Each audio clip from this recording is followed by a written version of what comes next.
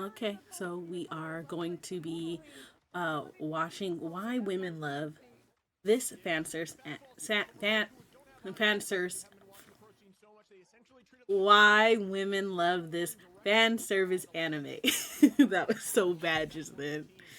Alright, let's get started. To see an ecchi anime beloved by so many women online. But my dress up darling breaks the mold.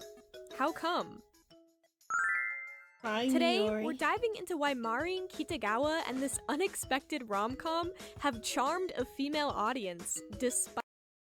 Okay, so I will just go ahead just have this quick disclaimer. I have watched a little bit of My Dress Up Darling or even read some of the manga. I'm not currently up to date with the manga. I know as of July 11th, when this recording is done, that the manga has officially ended. I do know what happens at the end because, being on the internet, things get spoiled for you.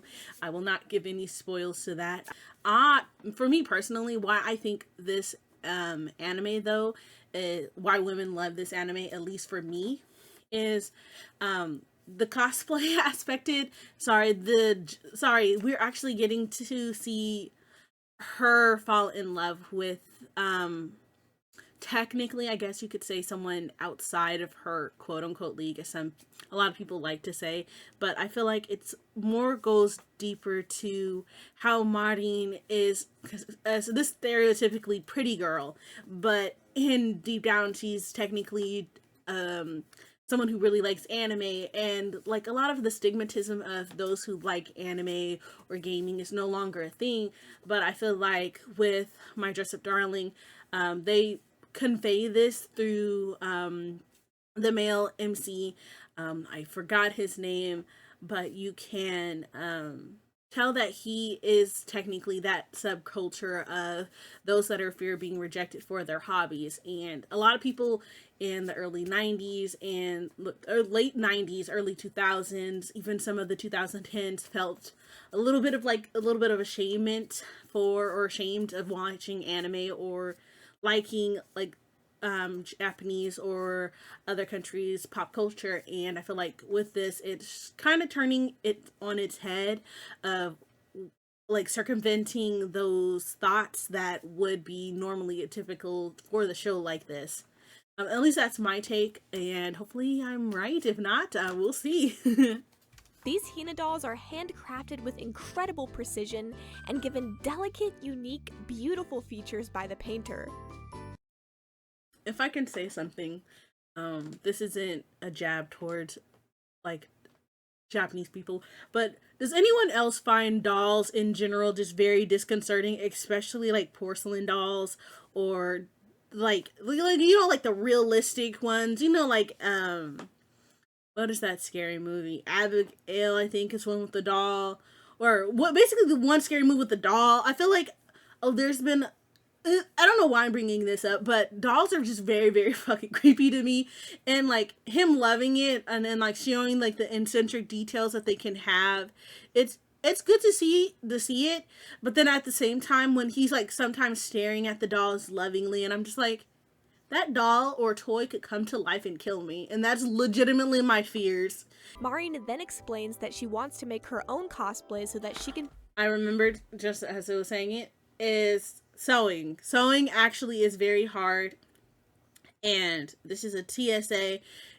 If you want to get into sewing, getting into cosplay, um, I would tell yourself to be realistic, be kind to yourself, and understand that there's different levels of cosplay. There's the beginners who are doing it for fun, that wear a t-shirt and like draw on it and write something, and that's simple. And then there's the cosplayers, like the professional ones that pay out of pocket for a lot of materials and spend hours upon hours creating cosplays.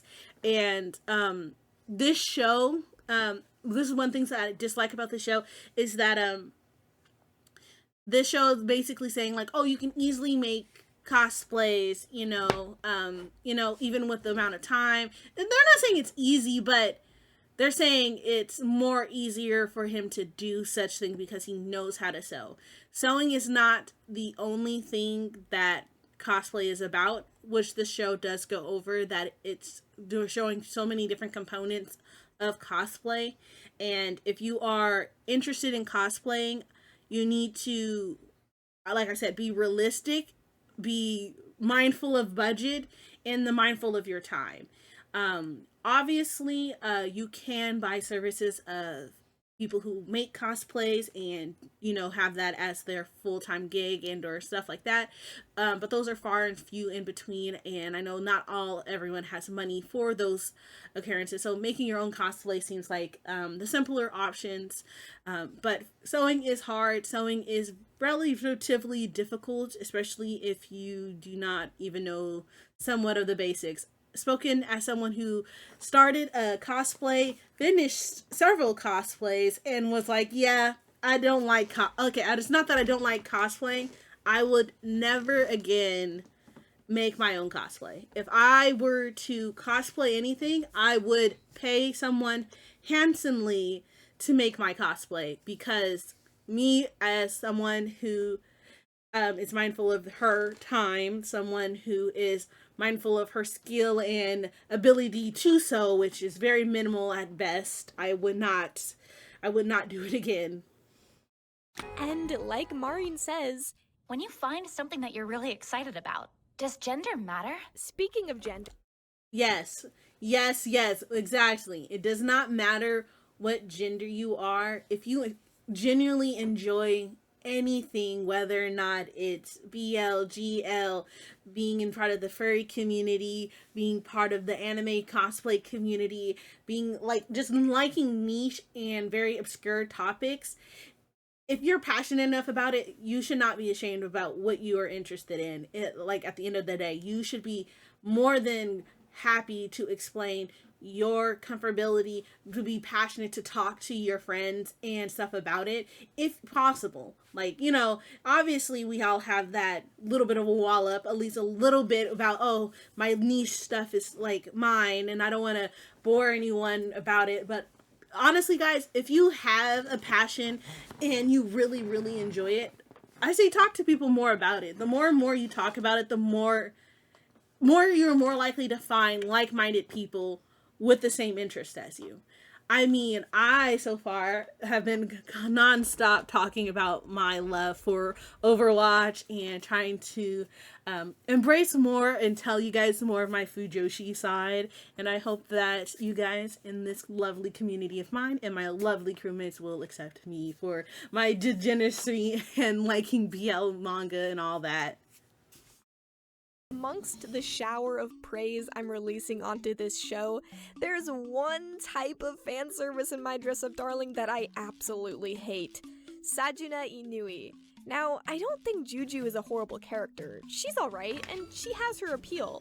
However, the scene where Gojo walks in on her in the shower and sees everything is... So I agree with this 1000%. I don't understand the need for such scenes, but I'm always the one that plays devil's advocate when it comes to situations of like this, especially when it comes to anime, is because if I'm correct, the age of consent in Japan is still only 13. And sadly, these characters seem to portray that of someone of almost prepubescent or almost at that transitional state. And yeah, they do it. I'm not going to defend it any more than that. It's just that whenever I see certain characters of this demographic in, say, popular shows, I usually just chalk it up to that Japan still needs to get with a little bit with the times, at least for their age of consent. And yeah, that's all I will say to that. There are multiple reasons for this, like how women are expected to learn makeup for daily life, so learning cosplay makeup isn't a very big stretch. I hate that stereotype of having where females are forced to learn how to do makeup. If I'm honest, guys, If I tell you this, do not judge me, but I do not wear makeup in my everyday life. I don't even wear makeup when I'm like going out or hanging out with friends or going on dates or anything of like super fancy. I don't even wear makeup to go to work, if I'm honest. So I just feel like it is a societal pressure for women to look like this youthful, like they're 120% flawless all the time. And I have never been one to be like, oh, I need to look like I am a supermodel or have hella makeup or anything like that. I put makeup on like on several like milestone events, like my senior graduation, my prom, my graduations from like middle school, and that's about it. Nothing really major other than that. I don't even, for even job interviews, I don't even put makeup on. I guess you can say I like the all natural type of look, but in all honesty, for me, it's more of like makeup is a very costly thing to dabble in, and as an AA, which means African American, it's very hard to find shades that look good on you personally. When I did try to get into makeup for like a year or two, it's just very, very hard to find something that actually complements your skin tone when like it's more easier or accessible for other skin tones to be able to get makeup. He was made fun of for having such a seemingly feminine interest. I do agree that in this instance, Gojo or Wakana, whichever one you want to call him, Wakana is, for me, yeah, he is very likable compared to other male MCs in different genres. I feel like you can see more so a lot of your, I can't say a lot of yourselves, but at least for me, I can see a lot of myself in Gojo, because when I was technically a young teenager, technically going into the anime space, it's like I didn't have anyone in like high school until like my senior year to who actually would fully take me by the reins and be like, yes, this is completely an anime club where you talk and engage with the content of discussing anime with people, because I went to several cons prior to me going into high school, but they were always by myself,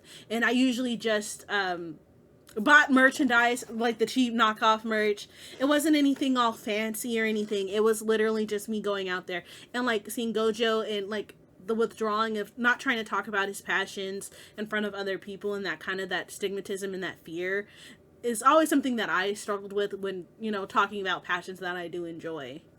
Women tend to know more about hairstyling, so taking care of wigs and adjusting them to their needs is also less of a hurdle. Lies. I hate taking care of wigs. Wig hair is a bane of existence. If you guys don't know, I have one of my dear besties and GF, Nio, who basically goes on and explains and takes care of wigs, and I cannot take care of a wig. I've seen the care of her detangling, making sure to style, and I can't. The patience you need to be able to make this wig stay pretty, stay nice, stay in the style that you want is a pain in the ass. Swirly did, like, Mimi Yori, sorry I fucking butchered names, did a wonderful job explaining on why, you know, why women like this fan service animates. I do believe a lot of what she said is true. Speaking as a woman, it does hit. It does. She did agree to some of those topics. I enjoyed the anime, as I said earlier, for different reasons, I think. But overall, I think it's just comes down to personal preference and really connecting and seeing yourselves in a situation that you would never really think that an ecchi or a josei type like a seinen type anime would provide, and it literally turned it on its head and circumvented any expectations when it came out, and it was actually a very, very interesting and good show. Oh, the fan service, like she said, didn't take away from anything that was spoken or given. And I'm really, really looking forward to watching season 2. And if you guys aren't watching season 2 and you haven't watched season 1 of My Dress Up Darling, I please do suggest you guys do. So I hope you guys enjoyed this video. Don't forget to like, comment, and subscribe. It does help me, this channel, out and growing. Please, please, please don't forget to go follow Mimi Yordi for creating and doing this VOD. Thank you again, guys. Have a wonderful rest of your night. Bye-bye.